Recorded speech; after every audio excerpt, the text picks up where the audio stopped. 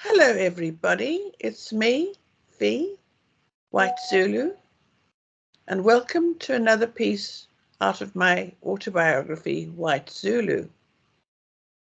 And this is chapter 9, Staying Out of Earshot.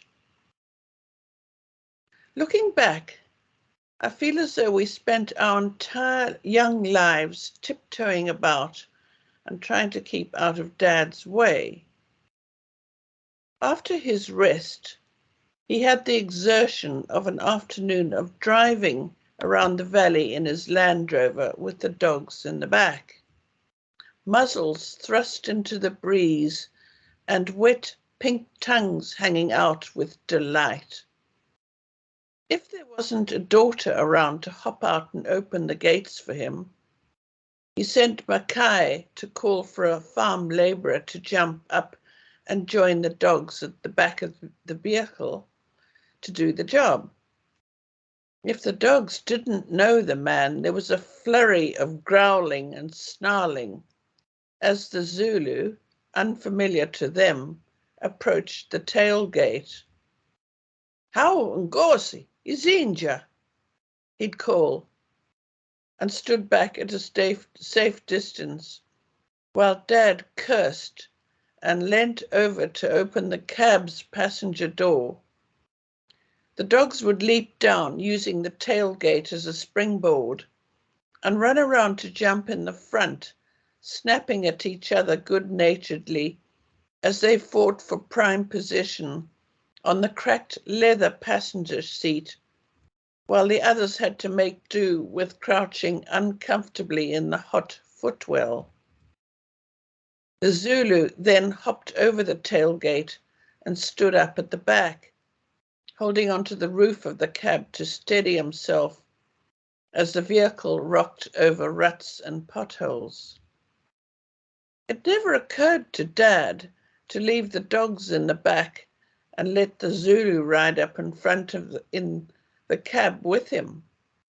Too whiffy, he'd have explained. If someone had asked him. And anyway, the dogs would have a go at him every time I stopped to let him get out to open the damn gate. Some of the dogs could stink, though, especially if they found a polecat and rolled in its disgustingly pungent, eye-watering scent. And the Land Rover's cab windows would have to be pushed open to their limit while dog snouts jostled for the privilege of getting the best place in the breeze. When Dad went to check on the cattle on their summer grazing up on top, he would take the bakkie or the Land Rover up the steep, winding road which Grandpa had blasted out of the mountains with dynamite to a plateau where most of the grazing lay. He'd stop at the first gate to let the dogs out to run beside it, the vehicle, and we had to open and close the many gates separating the paddocks. Now, just behind me is a photograph of the way up to the escarpment. There's a winding road that travels up beyond that gully there. Dad would take a couple of trout rods with him for a leisurely cast over the glassy waters of one of the dams in the valley, either the Bass Dam near the boundary where the weaver birds hung their nests, or the small dam in a hollow at the top of the bush, where a purple heron stood sentinel, waiting for an unwary frog hiding in the deep imprint left by a cow's hoof on the silty bottom to give away its possession. We stood on the bank of the dam watching the sun set behind the mountain range as we cast our flies over the mirror-like water, gnats and mayflies dancing just above the surface. As night fell, we would stand up at the back of the Land Rover on the way back to the house. There's no twilight in that part of Africa, so near the Tropic of Capricorn, and as warm wind blew onto our flushed faces, we could see the first stars spangle the black velvety sky. Sometimes there would be a pair of mountain reedbuck grazing unconcernedly in a corner of the pasture near the dense wattle plantation, keeping to the shade which camouflaged their greyish coats. They would stop and lift their heads to give a sharp whistle of alarm as the vehicle creaked up, drew to a halt, and the dogs tumbled out. Dad tried to teach them as puppies not to chase buck, and most of them were fairly obedient.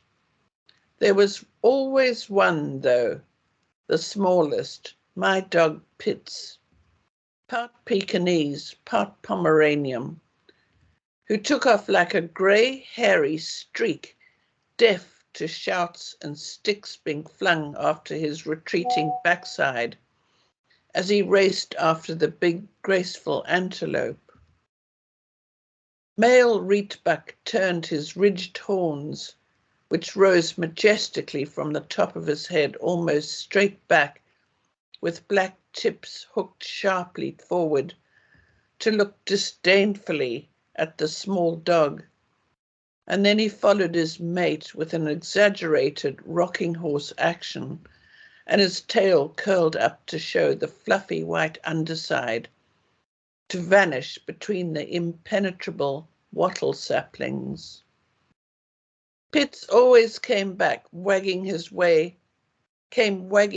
back to the Land Rover, grinning from ear to ear, but wriggling lower to the ground, and more ingratiatingly as Dad's enraged shouts eventually reached his ears, and it sank home that he was in trouble. He rolled onto his back in the long grass, legs sticking up and wrists hanging limply, exposing his filthy belly, long hair matted with grass and mud, to subject himself resignedly to a smack or two over his fluffy ears, and, "You useless bloody dog, I know you're not stupid. You could learn if you wanted to." And he'd do it again the next time. He felt it was worth it. After a typically onerous day in Dad's working life back at the house, there was always a game or two of tennis, if Mum could be dragged out of her flower beds. With 6 of us, there was always somebody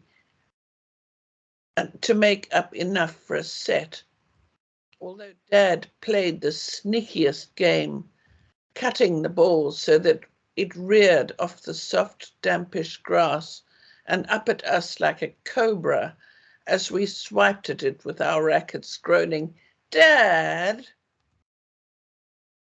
His days always ended with a warm bath and a change of clothes, after which he settled down in his armchair in the sitting room with the radio on, turned to the BBC World Service, and preparing the first of his 3 whiskies, carefully poured out using an imperial tot measure. He never drank any more than that, but neither did he ever go without his twice daily noggins.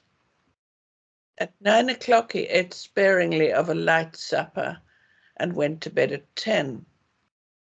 His morning tea was taken to him on a tray by one of the servants at 7 every day.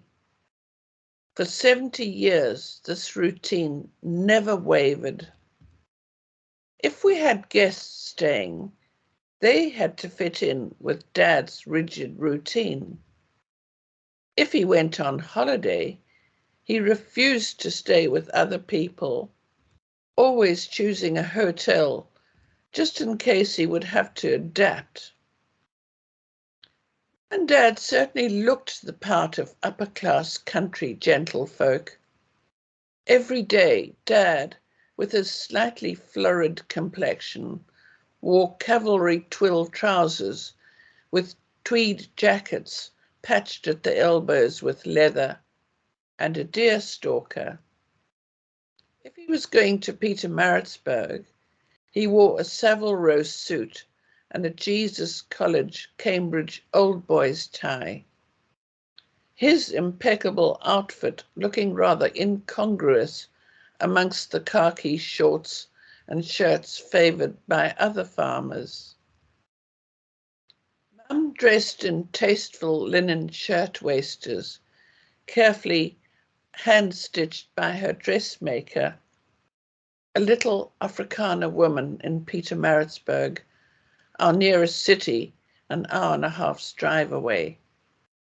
The dress material was tasteful, cream-coloured backgrounds, sprigged with pastel spring flowers, imported from Liberties of London. Mum's silken peaches and cream complexion, with her high cheekbones, golden blonde hair, and cornflower blue eyes, gave her an extraordinary likeness to Princess Grace of Monaco. When she was gardening, Mum wore denim jeans which set off her slender, willowy figure. But if she drove the Land Rover into the station, which was Nottingham Road, she would always change into a dress, putting on her makeup and pretty sandals before she got into the dust-covered vehicle. Even if she was only going to collect the post and farm rations, she still made sure she looked perfect in every way. Like Dad, she was a serial charmer, sweeping people off their feet with her easy, elegant manner. He had a disarmingly courteous demeanour, which successfully concealed his general contempt of people in general. At polo tournaments, Mum sat in the pavilion, wearing a beautifully cut tweed suit with a diamond brooch on the lapel, dressed exactly like she'd seen Queen Elizabeth in a photograph in a copy of the Woman's Weekly during the 1950s. Her name, Dorothea, was shortened to Doffy in a manner reminiscent of fluffy socialites at smart cocktail parties. In her usual idealistic manner, my mum had dressed us in her idea of what English country children wore: woolen kilts, Fair Isle jerseys, long fawn woolen stockings, and Clark's sandals, all of which were carefully copied from pictures of young Princess Anne in the same magazine. Various cousins who lived in England sent out crates of their outgrown clothes, perfect for an English climate, but far too heavy and irritating for the African heat. We hated being dressed up by our nannies for an outing, especially a polo tournament in which Dad was competing. We scratched resentfully at our tormenting clothing and fidgeted sullenly. On arrival, we ran off to play with the other white children, an opportunity we seldom had. What Mum didn't realise was what unsocialised little savages we had become. Her wrath on the many occasions when she discovered me covered in red earth and panting happily after a vigorous clay fight was severe. She seemed unaware that we spoke hardly any English, as on the few occasions she told us to do something, she spoke in Zulu as well. When I think back, my mother had prepared her life for sons. She never really knew what to do with us. Very occasionally, we were taken to a children's birthday party on a farm in the district, wearing our horrible outfits. How we envied the little girls who arrived in frilly party dresses, wearing lacy white ankle socks and black patent leather shoes. When we begged Mum for similar dresses, she snapped, "Certainly not. You just look common." We had no idea how to behave amongst our peers, and on more than one occasion I got into a fist fight with a boy who had underestimated my level of tolerance. I kicked a younger male cousin hard in the testicles during a particularly rough game and wondered why he staggered off wailing and clutching his groin to complain to his mother, who then kicked up a fuss to my mother. Bewildered, I was dragged off, her fingernails biting into my arm, to sit in the car until it was time to go home. At home on the farm, we wore shorts and t-shirts, ran around barefoot all year round, and only pulled on a woolen jersey when our nannies thought we felt cold. At an altitude of over 6,000 feet up in the mountains, our climate was far less steamy than the coastal towns like Durban, with its sauna-like summers and warm winters. We had regular thick frost early in the mornings in June and July, our midwinter, and we'd race barefoot down to the grass tennis court, where we'd skate around on the ice-covered grass, drawing figures of 8 and trying to spin like the performers we'd once seen when Mum had taken us to see Cinderella on Ice in Durban. Our skating always got us into trouble because the fine grass with which the court was carefully sown became easily bruised, leaving traces of our manoeuvres on the immaculate lawn. Mum would hunt us down and drag us by the arm to the scene of the crime, yelling at us that we were inconsiderate little brutes, and we'd stand there mutinously, agreeing never to skate again.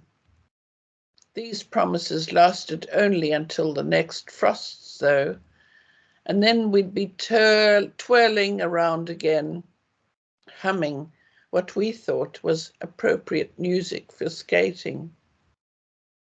Our upbringing had similar similarities to that of the Mitford girls, but where their father roared from the end of their long dining table, "Sewers!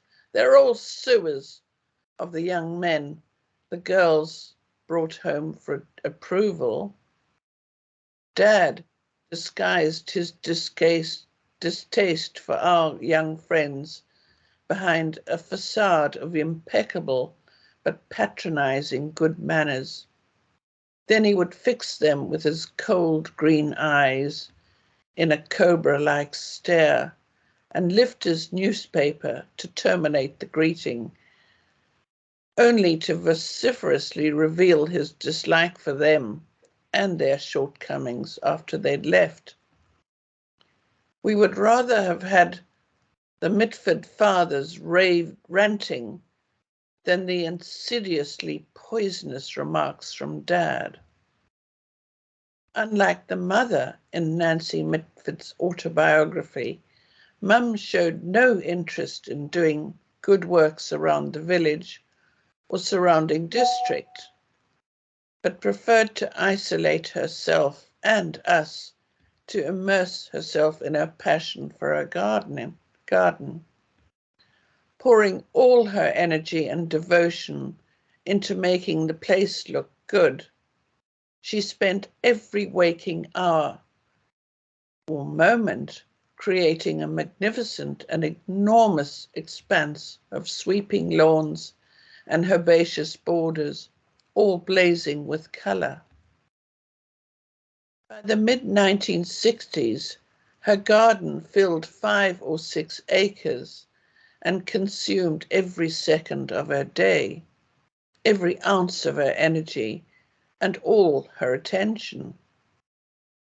It didn't worry Mum at all if, as was often the case, 3 weeks could go by without her ever leaving the farm. We hardly ever saw our parents.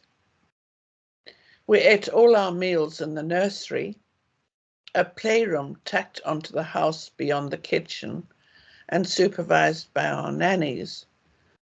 Masangu, our Zulu chef, cooked our meals under instruction from Mum, who, when she could be distracted from her garden, decided what we would eat. Usually, the Zulu chef would have to track her down, and when he eventually found her, usually in a flower bed pulling out weeds so ferociously that there was a cloud of dust around her and clumps of earth lay scattered on the lawn, would ask her what to prepare for the children's supper. Distractedly, she'd rack her brains and finally come up with a suggestion. Had never shown any interest in food, considered eating decadent and a waste of good gardening time. She would reluctantly drag herself away from her planting to sit down for a desultory lunch at the dining room table, ritually laid for every meal as if it was for a dinner party, and which gleamed with silver cutlery, serving dishes, and candelabra which had been carefully polished by Mackay, the houseboy. She'd eat whatever the servants put in front of her, served from the correct side by Mackay in his uniform of dazzling white tunic with long trousers, red sash over one shoulder, and rakish little white fez-like cap perched jauntily on his black, closely shorn woolly curls. Dad ate heartily at his end of the long French polished table, with the wireless next to his placemat tuned to a dour-sounding local news broadcast, which gave the latest beef, mutton, and wool market prices. So we grew up, becoming more and more lonely, resentful of the isolation imposed by our parents. One by one, my older sisters went to boarding school and began to spend their school holidays as far away from the farm as possible. They desperately wanted to invite school friends home to share the wonderful paradise-like valley with them. We had polo ponies to ride, a lawn tennis court, a river to swim in, and trout to catch. But they didn't dare. We all knew better than to subject them to the chilly disapproval they would encounter from Mum and Dad during their stay. And we didn't want to hear for the rest of the holidays how common they were, and a blow-by-blow account of how bad their manners were. We kids had a curfew, and the rules were rigid. My mother insisted that we were out of the house straight after breakfast. "Frosting away in your rooms reading," she shouted when she caught me once again lying half-dressed and engrossed in my third read of Reach for the Sky by Douglas Bader. "You're not sick, and it's not raining or anything. Go outside and play," aiming a vicious slap at my bare legs in her rage. Define play, I would wonder to myself. By this time, Nicolette and Diana were at boarding school, and I was left at home with Delia, nearly 3 years younger than I. She and I were poles apart in temperament. She was still a baby and spent most of her time tied to Evelina's back in a shawl, sucking her thumb, or lying sprawled on a rug under the gum trees, her head in Evelina's lap. Sometimes I'd smuggle a book out and go and sit up in a tree house I'd made in a gnarled old apple tree by nailing some pine planks to a branch. But it was neither comfortable nor private. The very best place of all was a nest I'd made for myself in a giant fern. It was about 10 feet tall, and by using a boulder right next to it as a step up, I would climb up the woolly trunk and lie comfortably curled up in the soft, almost papery center where the new leaves appear. The huge fern leaves, which grew profusely outwards, made me completely invisible, and I never told anyone other than my Zulu friends about it. We weren't allowed to play with the Munt children at all, ever. The word is an abbreviation of umuntu, the Zulu word for a black person. Similarly, they call a white person umlungu. Neither term is particularly derogatory, nor is it polite, even though umlungu translates as dog shit, which is turned white in the sun. But since very few whites speak or understand pure Zulu, they don't know that, and we, who know the language, never used either term to each other. We could say to one another, Nansu Muntu, meaning there's a black person. Same way as they'd referred to having seen a strange umlungu driving up the back to the sheds. Kaffir was the very worst word a white would call a black to his face or about him. And even Mum and Dad didn't use the word in front of us children. They referred to them as Ks, or the K word, or even the K factor, when any machinery broke when the Zulus were operating it. Zulu conversations. Every day after breakfast, we were escorted by Evelina and Lee Shaw out to the back to a big shady area of soft green grass and soft green and tick-infested kikuyu grass near the big rubbish pit under the biggest gum trees.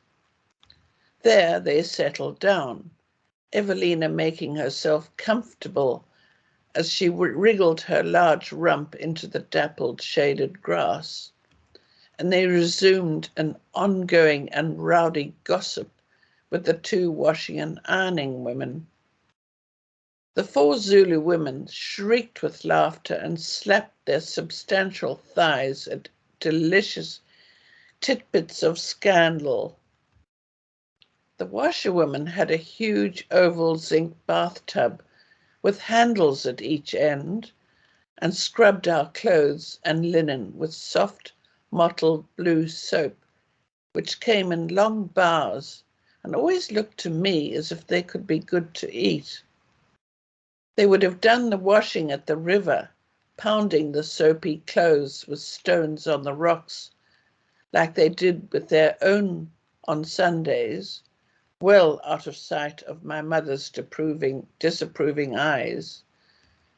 But she wasn't going to copy the Africans to that extent.